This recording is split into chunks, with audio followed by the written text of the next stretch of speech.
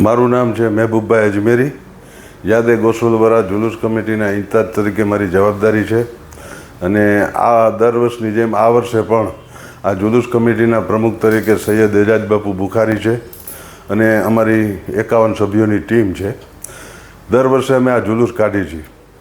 હઝરત ગોસે આઝમ દસ્તગીરની શાનમાં દર વર્ષે અમે આ જુલુસ કાઢવાનું શરૂ કર્યું છે. શરૂઆતમાં અમારે 5000 10,000ની સંખ્યામાં જુલુસ થતું હતું. ગયા વખતે અમારે 1 લાખની મેદની થઈ હતી અને 1 લાખની સંખ્યામાં આ જુલુસ નીકળે છે. આ જુલુસ અમારે બહુ મહત્ત્વનું જુલુસ છે. આ અમારા પીરોના પીર રોશન જમીર હઝરત ગોસે આઝમ દસ્તગીર જે બગદાદની અંદર આરામ ફરમાવી રહ્યા છે અને ત્યાં સૂતા છે અને આખી દુનિયા એમને માને છે અને આ પર્વને મનાવે છે. તો આ જુલુસ અમારે રાજકોટ શહેરમાંથી નીકળશે.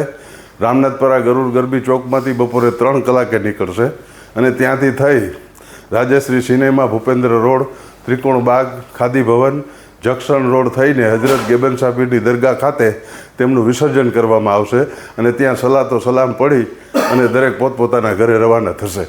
સાંજ સમાચાર ફેસબુક પેજને લાઇક કરો, વિડીયો શેર કરો અને વધુ વિગતવાર સમાચાર માટે sanssamachar.net વિઝિટ કરો.